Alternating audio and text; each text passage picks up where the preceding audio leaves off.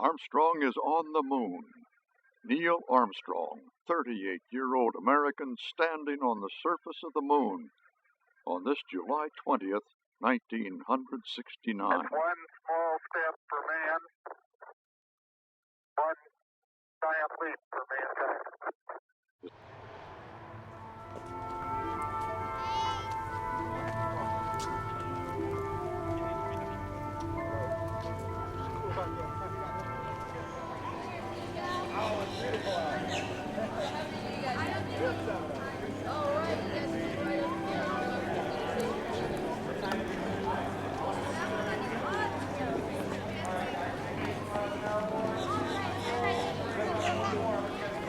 Let's just go over here first, guys.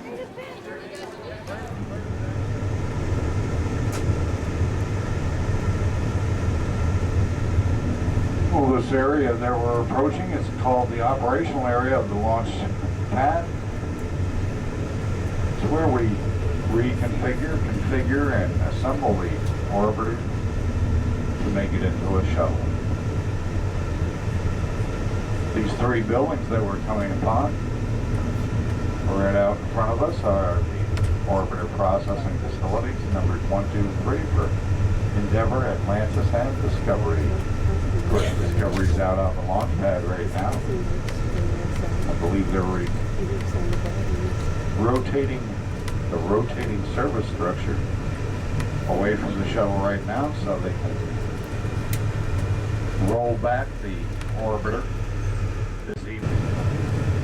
This roadbed over here to the left is called the Crawler Way. It's a little longer than 3 miles.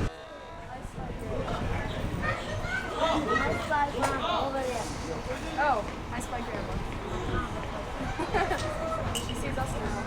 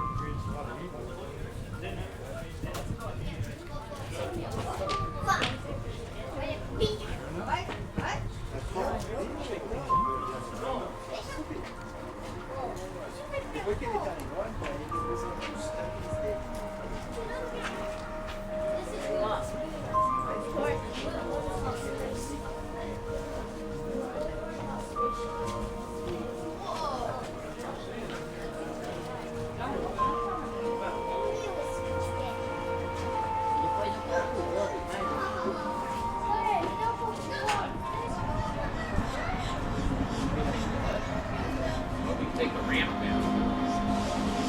This one over here. I think. No, I guess not. Okay, it stops. Are you warm up? Okay.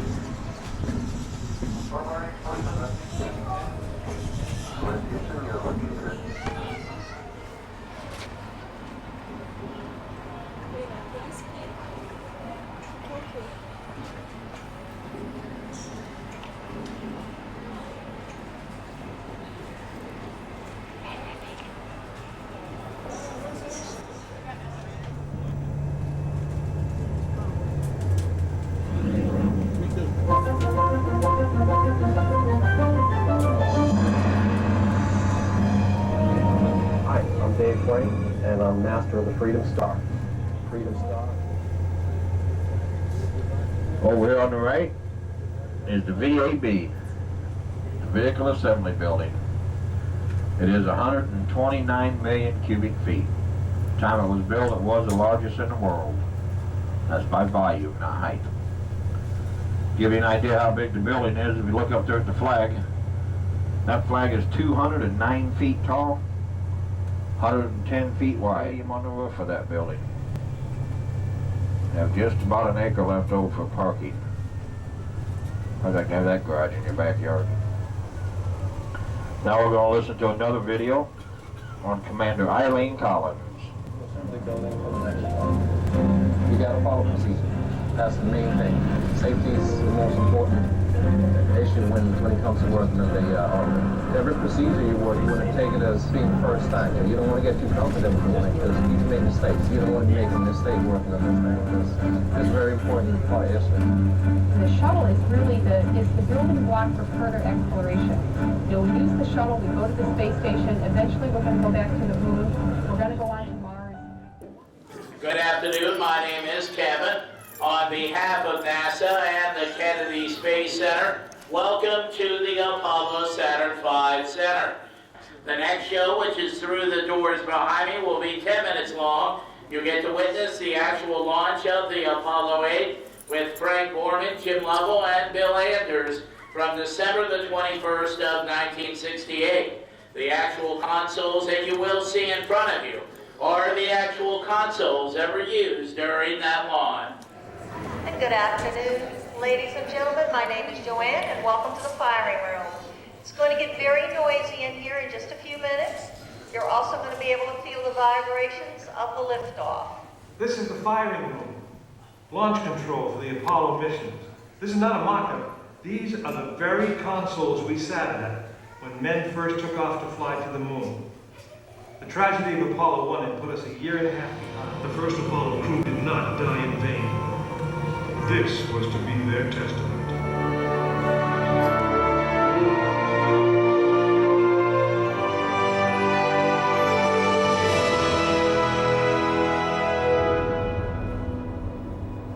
"36 stories high, she had been fully fueled throughout the night.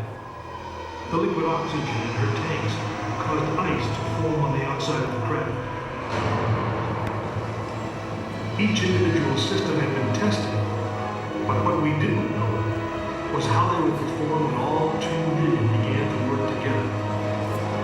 That moment would come when the countdown clock reached 0.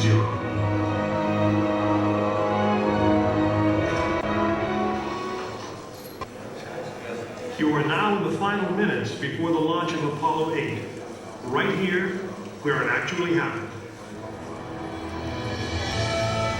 Coming up on 90 seconds, mark, T-minus 90 seconds on the helm. The Apollo 8 crew standing by, spacecraft commander Frank Borman, Jim Lovell, Bill Anders. Now report that the hydrogen tank on the bridge stage is pressurized. 1 minute 15 seconds.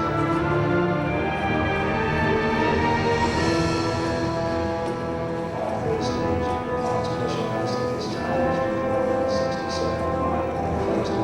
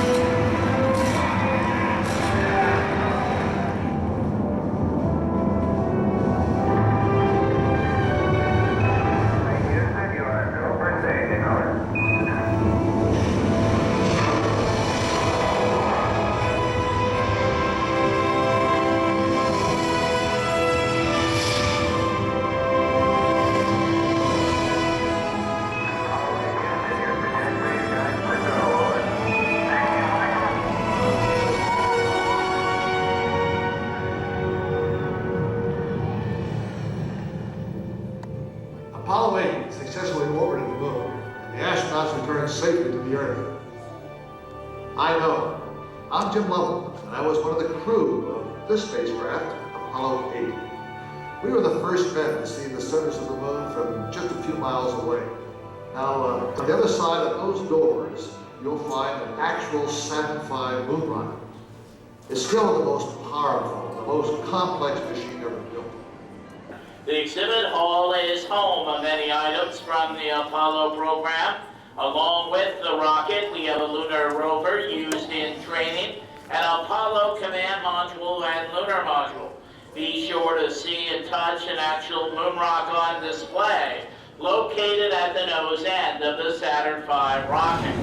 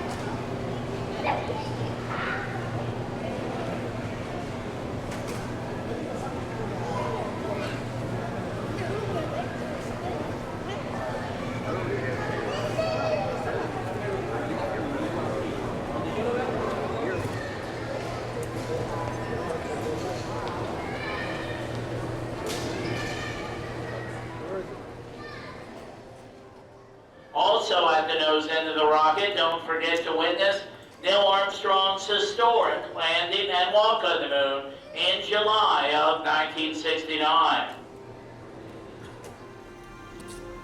Columbia, Houston, over. Houston, Columbia, region line clear, how many? 25, Mike, how did you go, over? Let's see, everything's going just swimmingly. Beautiful.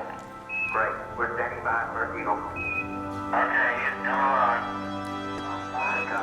As soon as the Eagle reappears, things begin to go wrong.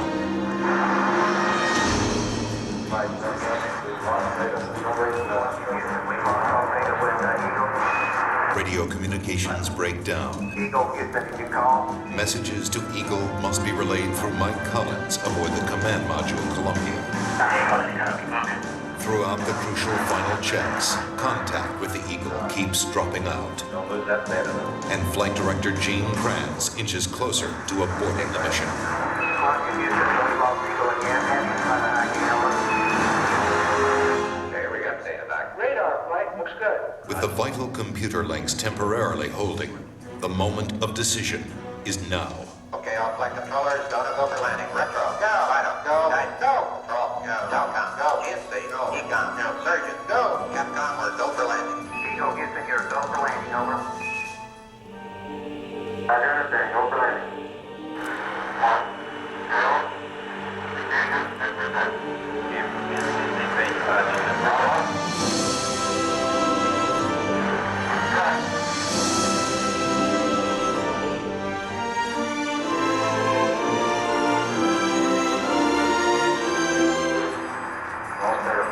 Hurtling toward the moon at 3,800 miles per hour, Neil Armstrong notices his checkpoints are all appearing too soon.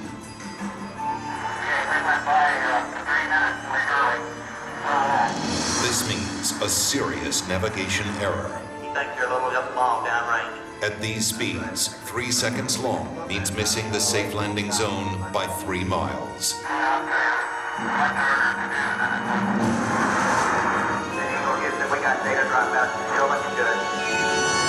Suddenly, the computer starts firing the maneuvering thrusters, jolting the ship back and forth. This has happened in simulations, but never this much, never this violent. The smooth descent is becoming a bumpy ride. Before that is fixed, a problem with the onboard computer. The astronauts have rehearsed for thousands of possible malfunctions, but not this one. It had been considered too unlikely. Seconds seem like hours as everyone struggles to remember the meaning of a 1202 program alarm. The deadline to safely aboard is vanishing fast. There was a reading on the 1202 program alarm. 1202 means the Eagle's onboard computer is overloading. This means Houston is blind, unable to make navigation corrections or interpret the data coming from Eagle's computer. Armstrong and Aldrin are on their own. Mission Control decides they can go ahead if the data link doesn't fail again. 1,000 feet, and Neil Armstrong can see that the computer is proposing to put them down in a dangerous place. That landing site is full of boulders. If they land there, they will never take off again.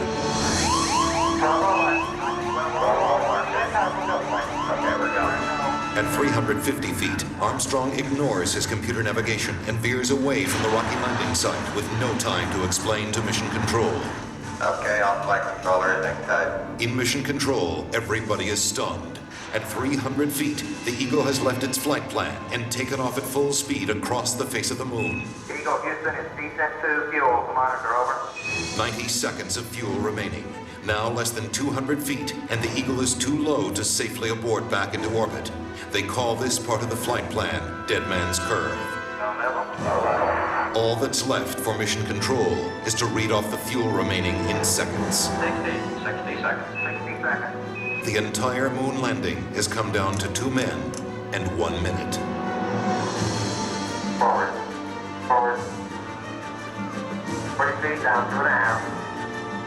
And down to 30 seconds. 30 seconds. Lights on. Down 2.5. Forward. 4 forward, to the right. Down 1/2. Contact light. Okay, engine stop. Tranquility Base here. The Eagle has landed. Roger, Tranquility. We copy you on the ground. You got a bunch of guys about to turn blue. We're breathing again. Thanks a lot. A short time later, history is made again. Good, yeah, we can see you coming down the ladder now. For one incredible moment, we are one people with one history, watching our destiny unfold. That's one small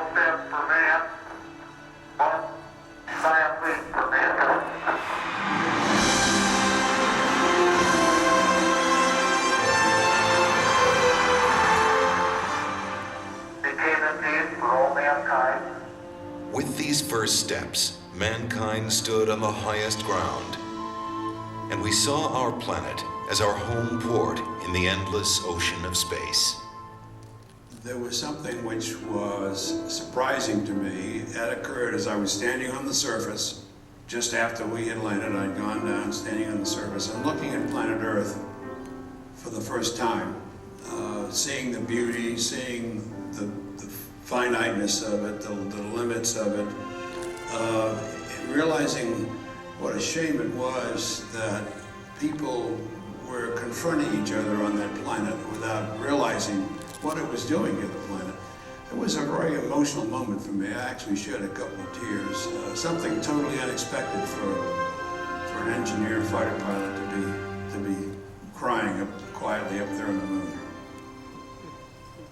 Mankind had achieved a tenuous foothold in the heavens, and a new and exciting world lay waiting to be explored.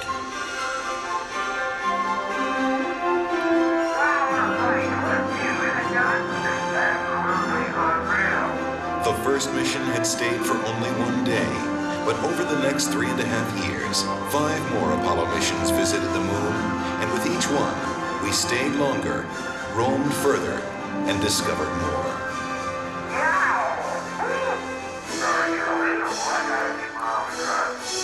I never thought when I was a kid building rockets, in high school, that we would go to the moon, before the end of the century. I mean, I thought that was something that was way in the future, fantasy. I was rolling on the moon one day. Did a very hot December day. I think it's the size of that rock. That is the best example we got. Just don't stub your toe. We have got to understand that as a people, we need to stretch. We need to reach beyond our grasp. We need to strive to do things that seem impossible, because in the accomplishment of them, we move society forward. Boy, isn't the beauty of this place is just absolutely incredible. One of the astronauts has said those hills that we climbed give our children and grandchildren a different perspective, that they see the mountains that we couldn't see. And so what we consider impossible, they're dreaming about. 3, 2, 1.